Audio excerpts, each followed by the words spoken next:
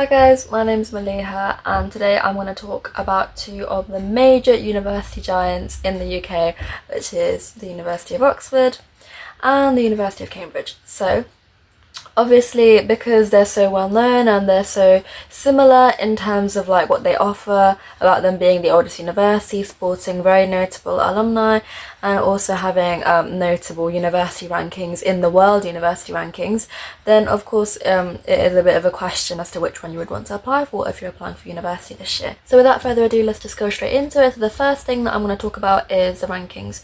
So with the Times University Rankings for 2024, the overall ranking, Oxford scored first out of the whole world, which is good, and Cambridge scored fifth, so they're not too far behind. In terms of teaching, Oxford scored fifth, Cambridge scored seventh, and in terms of research, Oxford scored second and Cambridge scored first. Of course, these rankings do actually differ from like table to table. So that was the Times University ranking.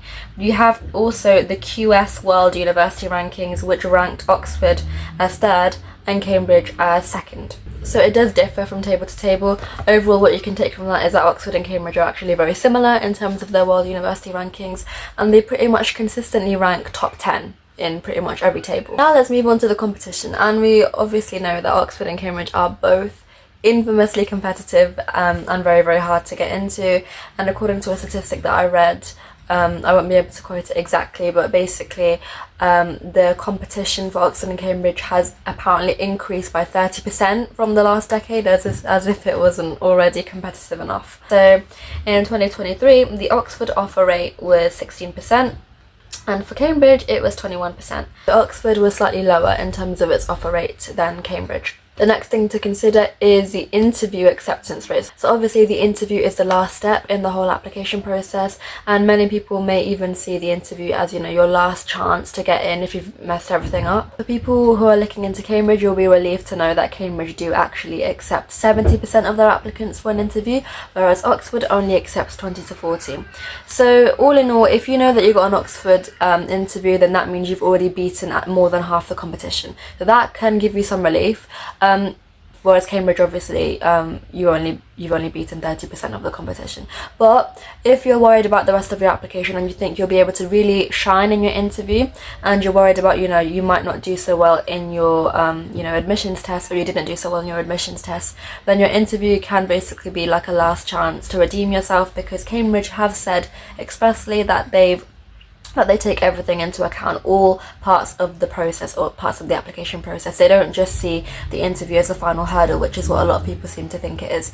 The interview is not the final hurdle. The interview is just one piece of the puzzle in everything that they're considering with each application. So yeah, if you're worried about the admissions test or your grades or anything, then maybe consider Cambridge, because Cambridge do give you that interview chance, which is, you know, a bigger chance than what Oxford would give you. The next thing to think about would be the cities, comparing the two, Oxford and Cambridge, which one would be a better city to live in, especially if you do not live close by to Oxford or Cambridge, you don't live in Oxford or Cambridge and you're going to have to move there. You want to know what kind of a city you'd be living in, right? A lot of people say Oxford feels a lot bigger because it's less compact, so there's a lot more space and it feels more like a city with a university, whereas Cambridge, it feels more like a giant campus that happens to be, you know, within a city, kind of, if that makes sense. So Oxford is a lot bigger, and obviously because it's bigger, it's seen as more livelier because it has more things to offer in terms of things to do, whereas Cambridge is a lot prettier and picturesque, some people say. Although they're both pretty, to be honest. If you look at pictures of them, they look pretty much the same. But yeah, the key difference is Oxford is bigger, Cambridge is smaller. Also because Cambridge is more compact and less congested. If you're a cyclist, Cambridge is a good option for you, because Cambridge is very much known for being a cycling city, whereas Oxford has a very good bus route service. It has a lot of buses. So yeah, that's the travel and that's the cities. There's not really much else to say. They're pretty much similar in terms of what they have to offer, you know, for socialising and for leisure. If you are applying for medicine, which I know a lot of my viewers are, then here is the specific comparison for medicine. So for medicine, they both have a very similar course structure, but the key difference is that Oxford does pro sections, whereas Cambridge does dissections. So if you're looking to go into surgery and you really are excited about doing dissections, which I do not personally understand, then Cambridge is the better option for you. Cambridge also has a higher number of students, so a higher acceptance rate, but they do also have a slightly higher entry requirement, which would be A star, A star, A off the top of my head, and Oxford is A star, AA. So that's something to also consider. Another interesting thing that you might want to take into consideration, I mean, it's not the most important thing, but it's something that you might want to you know, consider as well. The alumni, the famous alumni. So Oxford, ex-alumni was Albert Einstein and Edwin Hubble. Cambridge, you have Isaac Newton and Stephen Hawking. Yeah, that's also something in case you wanted to consider that, I don't know. In case you're like a massive Stephen Hawking enthusiast and you really want to go to the university that Stephen Hawking went to, then there you go. All in all, that's the comparison. There really isn't much of a difference between the two. There isn't a massive difference. They're both amazing universities no matter what course you're doing. But these are just like the little differences here and there.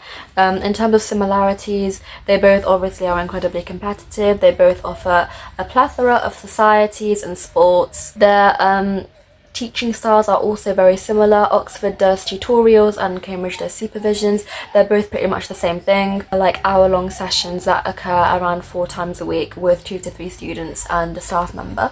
Both Oxford and Cambridge have a very high staff to student ratio. The staff to student ratio is 1 to 11, which is higher compared to other universities, and this very high number of staff reflects, you know, their teaching quality. The term is also 8 weeks, which is a lot shorter compared to other universities, which is 10 to 14 typically. Obviously they're a lot more compact, so that's also something to bear in mind. And yeah, there really isn't much else to say. Like, if you're applying for Oxbridge, whether you apply for Oxford or Cambridge, they're both amazing universities. I'm sure if you got into Oxford, you wouldn't be sitting there saying, oh, but Cambridge had a higher acceptance rate. Or if you got into Cambridge, then I'm sure you wouldn't be like, oh, but Oxford is bigger. Like, you'd be over the moon, like, regardless of which university you got into, if it's Oxbridge. So yeah, I don't really think I have anything else to say other than good luck for whatever university and whatever course you're applying to. You can do this. And yeah, bye guys.